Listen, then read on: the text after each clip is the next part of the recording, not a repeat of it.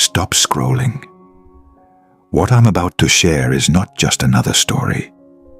This is about a 95-year-old farmer from Kansas who died for exactly 15 minutes. And what he brought back from the other side could change the way you see life and death. His name was William Carter. For nearly a century, he worked the same land his father and grandfather had plowed before him.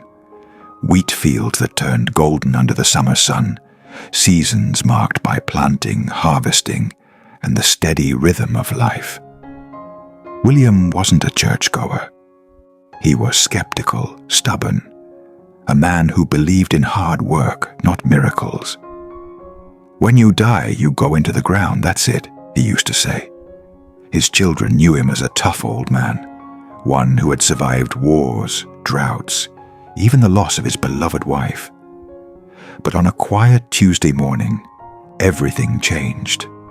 He was drinking his coffee when a sharp pain shot through his chest. Minutes later, he collapsed. At 10:47 a.m., doctors at the hospital declared him clinically dead. No pulse, no brain activity, gone. His family gathered around, ready to say goodbye. But while they thought they had lost him forever, William was about to take a journey more real than anything he'd ever known. William would later describe that moment as if he had stepped out of a heavy winter coat he had been forced to wear his entire life. The weight of age, pain, regret, and fear, all of it slipped away in an instant. Suddenly he was light, lighter than air. He could breathe without lungs, move without effort, exist without limits. The first thing that struck him wasn't even what he saw, but what he felt. He said it was like being bathed in warmth, as if the very air around him was made of love. Not the kind of love that depends on what you do or who you are, but a love so pure, so unconditional. It dissolved every wound he had carried for 95 years. It was like being known completely, he said, and still being loved beyond measure. Then the vision opened before him. He was standing in a vast golden field, stretching farther than his eyes could see. At first, he thought it was wheat, familiar like the crops back home in Kansas. But as he looked closer, he realized this was no earthly field. Each stalk shimmered as though alive, glowing with its own inner fire. The ground beneath his feet seemed to hum with energy, like the heartbeat of eternity itself. Above him, the sky wasn't blue. It was alive.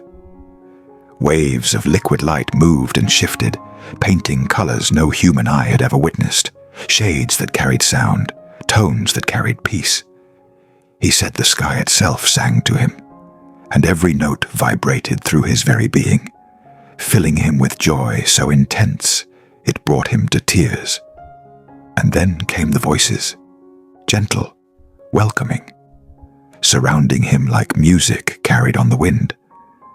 They weren't speaking in words, but he understood them perfectly. Welcome home. He wasn't alone. The first figure he saw was Margaret, his beloved wife. But she didn't look like the frail woman he had buried years earlier. She looked as she had on their wedding day, radiant, vibrant, her eyes sparkling with the same mischievous joy he had fallen in love with. She smiled at him, and without words he felt her say, "I've been waiting for you." Behind her, more figures began to emerge. His parents, his brothers, friends long gone. They all shone with a joy beyond anything he had ever known on earth. They were whole, more alive than when he had last seen them. Their presence filled him with a certainty. Death was not the end, but a return.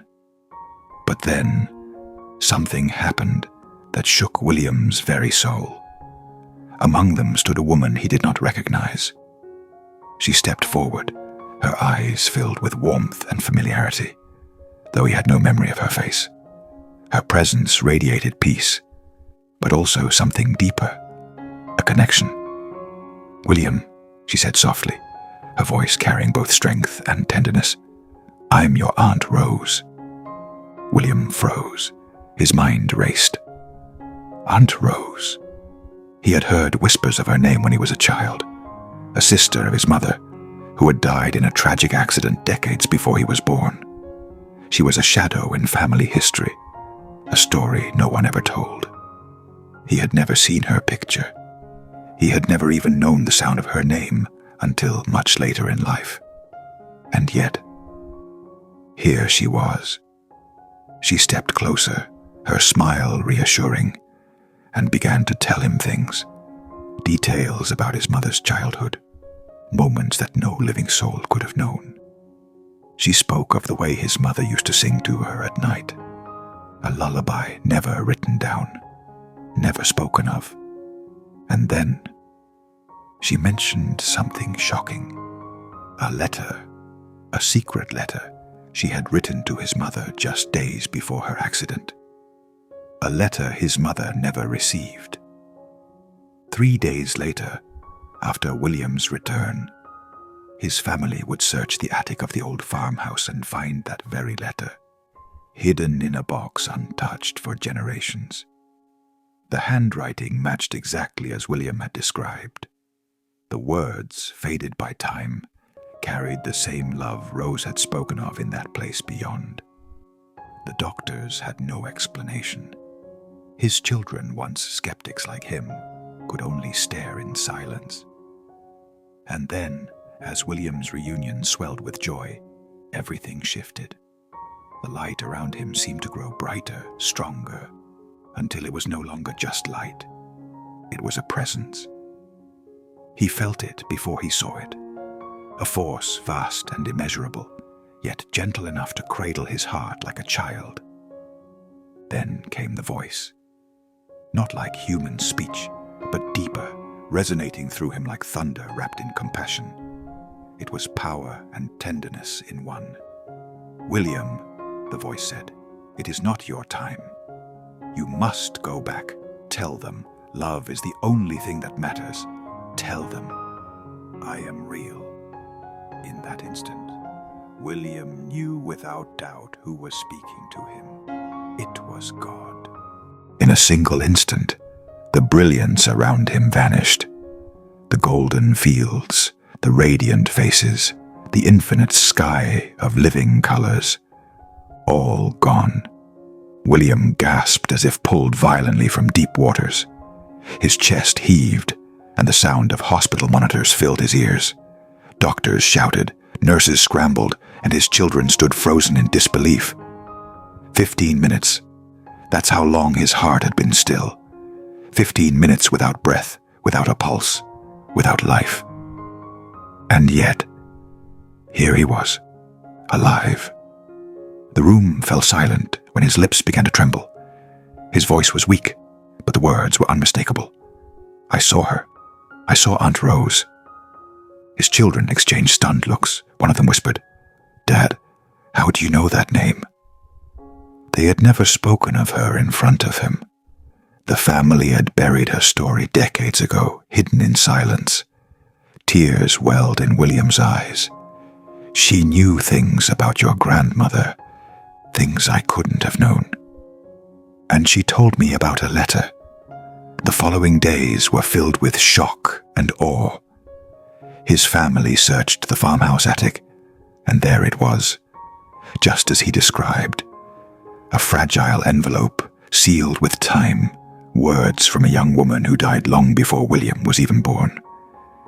Every word in that letter confirmed his vision. The doctors had no explanation. "It's impossible," they muttered. "Hallucinations don't come with verifiable facts." But William's children knew the truth. Their father had gone somewhere no machine could measure, and William himself was forever changed.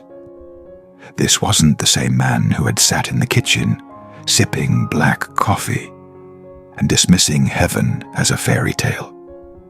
The William who returned from death was different. His eyes carried a depth that unsettled even those closest to him.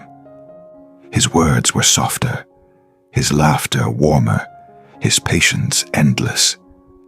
When asked what had happened to him, his answer was always the same. I met God, and he told me love is the only thing that matters. From that day on, William lived like every moment was a gift. He no longer worried about the harvest, the weather, or the burdens of old age. Instead, he spent his days telling anyone who would listen about what he saw, about Margaret, his wife, radiant and alive, about Aunt Rose, who proved that death does not erase love, and about the voice, so powerful yet tender, that shook him to his core. His grandchildren said he looked different, as if light lingered in his eyes.